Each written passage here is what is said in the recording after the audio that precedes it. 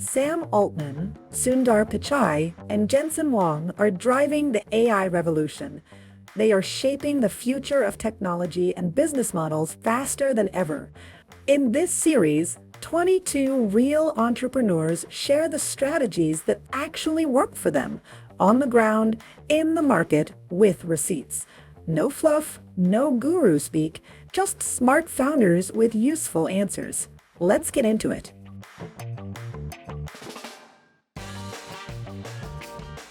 Whether it's automating emails, writing content, or managing workflows, AI can make small teams act big. But with so many tools available, where should entrepreneurs start?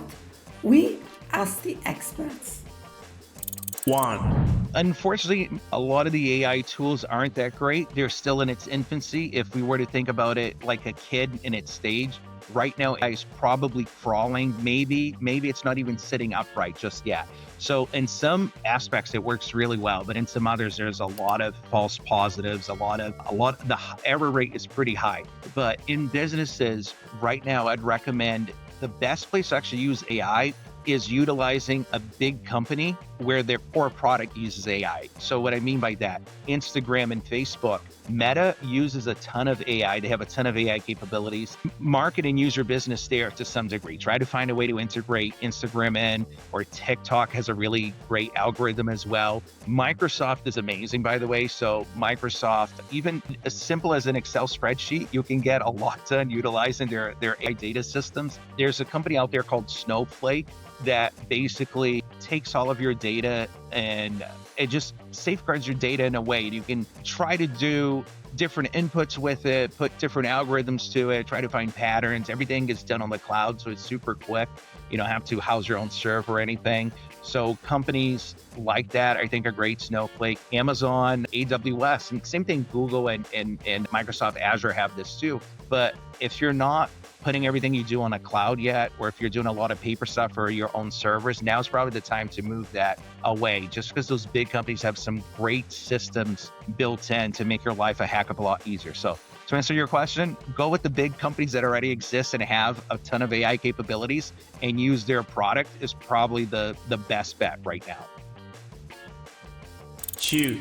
The world is becoming obsessed with AI, isn't it? So it's very topical. It's very now. I think how you learn and understand the tools that can help you. But we would look at those tools around technology and ask not how can they take over what we do, but how can they enhance what we do? So as an example, diagnostics. We're working on a project just now where, we've historically used some diagnostics that can take a person 40 minutes to go through. And if you look at the process of buying something online, right, they're all set up so that you can 3-click and you've bought the thing that you want, or you 2-click and you've bought the thing that you want. If we shift some of that principle into how we gather information in businesses from a diagnostic perspective, then I think we can use AI to become very, very streamlined, but it's always delivered in a human way. And all I mean by that is if we can get diagnostics from a 40-minute process down to an 8-question, 8-minute process for someone,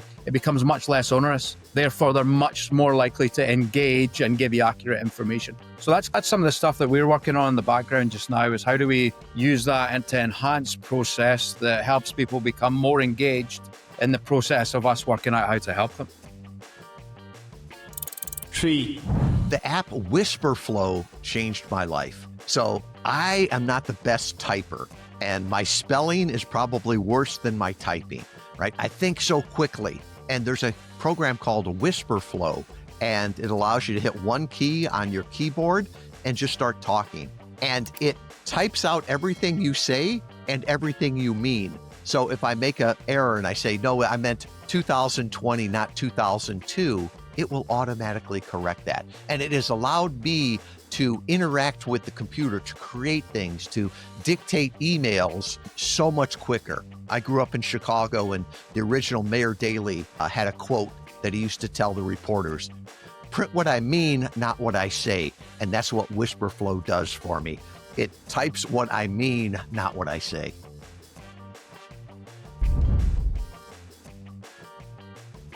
AI can turn marketing guesswork into data-driven storytelling, helping you create content that truly connects.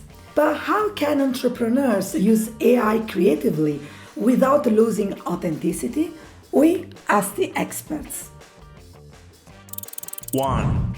Yeah, as a growth marketing company, we have to be really careful about this. So we start with having a clear understanding of what the client's boundaries are, what are they willing to tolerate. But at Catalyst, all of the work that comes out of our team is, yes, there's some, language model that we're using to generate content, but there are always humans involved. And I think the biggest thing is starting with humans, having humans craft a really good outline of the content that they're trying to generate. So that way it's starting with a human and then, having AI append the content and, fill in gaps, provide holes, tell you where the holes are and give you that content that maybe you hadn't thought of. So it always starts with a human. We have the AI, enhance it. And then a human goes back and then goes through it and pulls out the stuff that isn't relevant or is strange, or if there are hallucinations or whatever. So we have humans managing the content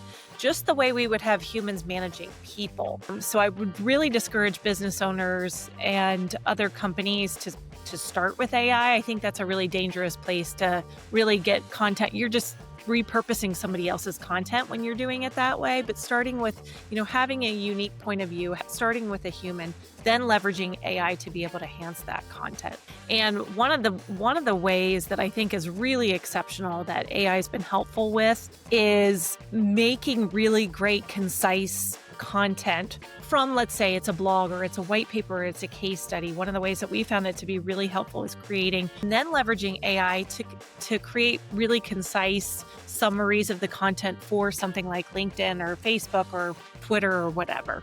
I think that's a really great use case of the tool, and don't be afraid to leverage that. 2.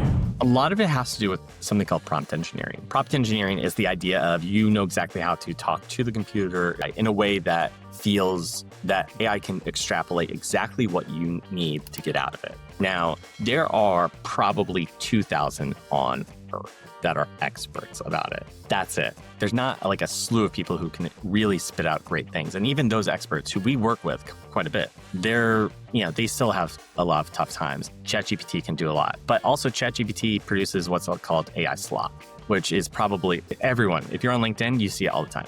Everyone's producing stuff. It has M dashes, it has emojis, it all sounds the same. It's all the same stuff over and over again. And what we call this in the AI space is the Netflix problem. What happened with Netflix is that the reason a lot of their shows seem similar is because they're literally the same show over and over again, slightly twisted, because they see it as like, hey, the data told us of these 3 things, these are the 2 that are best, great.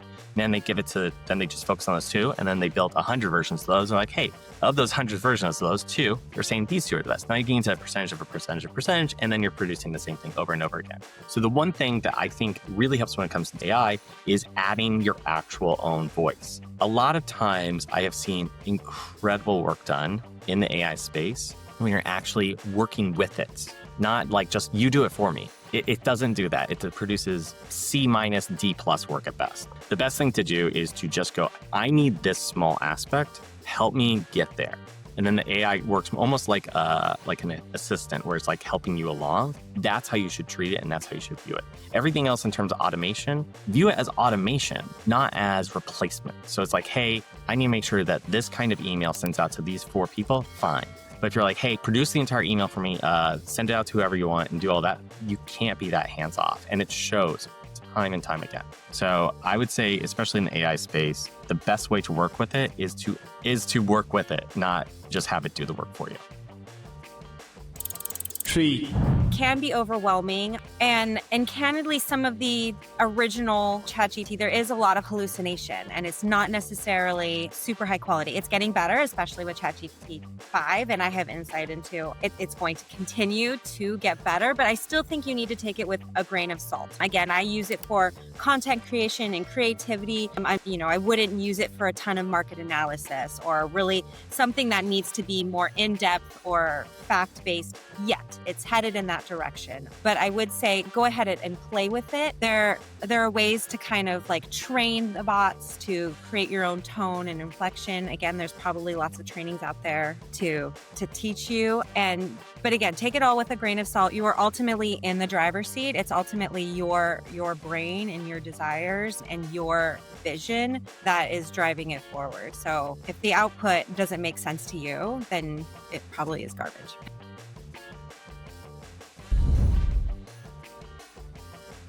Stay competitive means learning how to adapt and experiment before the rest of your industry catches up. So, how can small business owners stay ahead of AI? We ask the experts. I would say some of the really great resources about AI definitely requires a lot of reading. And look, if you ever have any questions, feel free to reach out to me, and I can talk you through some of the stuff just to get you started. But as a personal favor, because it is something I'm interested in, but it does require a lot of reading, keeping up with the tech, because it's changing so quickly. You know, if you fall asleep for like a few weeks, you may miss something, or even a couple months, you may be 100 years behind at that stage. So tech moves super quick that way, but staying up with the big publications is helpful. MIT is a great resource. Harvard Business Review, Bloomberg, CNBC, all of those things. Just keep up. Reading companies' quarterly earnings, kind of boring, but super helpful. Reading and listening to NVIDIA or Microsoft or Snowflake when they do an earnings report or file something, you can probably learn something there. So that right now, that's the best place to get information. They're on the forefront, and you know, you're just going to get some really good info out there. It may not result to anything, but it may give you a generalized idea of what to do with it. One of my favorite quotes is, "What's ordinary to you is amazing to others." I think we learn from each other, and especially with AI and things that are happening so quickly here, it would be more than a full-time job to stay up to date on everything. So I try to be part of communities of like-minded people in similar industries or similar businesses that are using it. So I'm a member of the Entrepreneurs Organization. There's a separate Slack channel where people are always sharing what they're doing. I'm also a member of a group called Collective 54. Greg Alexander puts that on, and that's all for professional services business. And to see the case studies that other people have is amazing. And I learn from my team. So we've got 20 people, all remote. We've been that way since the very beginning, all US based. And once a month, we have an all hands meeting. We call it show and tell. And for 45 minutes, everybody gets 2 or 3 minutes, and just show me something that you're doing differently. Show me something that you learned. And it is amazing because it's that cross-pollination, right? If everybody in the team brings something, we all leave smarter. So I think it's that inquisition, the curiosity. And it's like when I talk about show and tell, people say, well, that's what we did, in grade school. And I'm like, yeah. And I think back in grade school, that was some of the time that we were the most curious and learned the most. Yeah, I think the first thing on AI is you need to realize AI will shift your business. I don't care what business you're in, you will shift your business. You need to start using it every day. And that's the only way you're going to get better at it.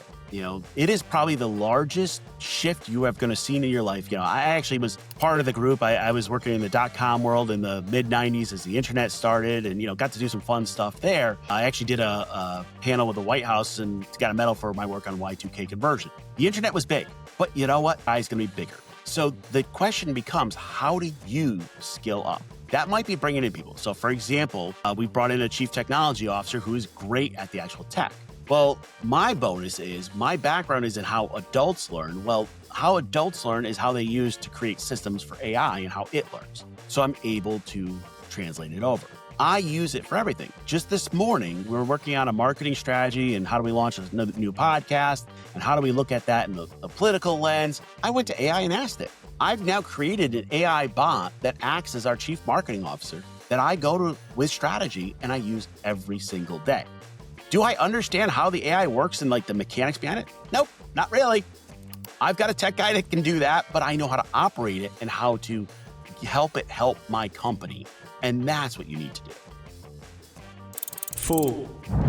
We've asked and crowdsourced within our own organization. We have over 400 employees of what and how they are using it every day. And we created a 30-day log to understand how and why they were using it. And I think that, for me, opened up new tools of, whoa, this is good. But I don't know if there's like one resource that I would say, here's your best resource. I think it's, what do you do repetitively in your business that if you didn't have to do it, would it save you time? Or if you had, is it something that you must do? And I think if you look at that, then you search for what tools can fix that. I think right now, we get so excited of, I can put a spreadsheet into GPT and it can produce these results in such a short time, and I don't need an accountant to look at them. It's very important to know that, like, what are the things within your business that can be automated, and start there versus just one and over. So when we did the scan of who was using it for what, then we created an enterprise solution and worked with our partners to help develop something that was bespoke to us. One of the big choke points within our organization was brief writing, creating the brief, creating the insights for our creative team. So what we did was take every creative campaign we had done in the past, so over the last 16 years, put them all into our closed system, and then helped create the briefs based on our past work and where that inspiration came from, to almost train our teams that this was something we could do. So all of our teams know how that the brief can be better. And then it goes to the strategy team, and then it goes to the creative team to hone and build and create. So it's taking a big research project and turning it into a faster, swifter, but based on our historical data. So I think that's a good insight with AI of, like, don't just jump to the tool, look at your business, look at what you do, and what's something that's repeatable that you can automate. 5. You go on to YouTube, you go on to Instagram, TikTok. There are a lot of experts offering advices about how to, catch up to AI if people have not done so. So for me, we started our business very early on, developing AI algorithms. Our chief scientist has been doing AI for a long time. If you hear all the experts talking about it, originally expert system was very manually. Expert system is AI subset. So it was very manual, human-defined rules. And today's expert systems are much more automated. So, we've been doing this AI development for, give or take 20 plus years. There are many different types of AI fields. What people are familiar with today are the so-called large language model, which is just to process text or literature information to build intelligence. And online people talk about even ChatGPT or OpenAI, all this large language model is equivalent to probably, last year it was said equivalent to about a 7-year-old kid. Right? And today maybe grow into teenager. That's a long way to go. The Best of Business show is brought to you by the BASA Awards. The BASA Awards exist to recognize, reward, and promote exceptional small businesses. We run 4 award programs: Best of America, Best of Australia, Best of Canada, Best of UK. Remember, it's strictly for small businesses only. Nominate your business today.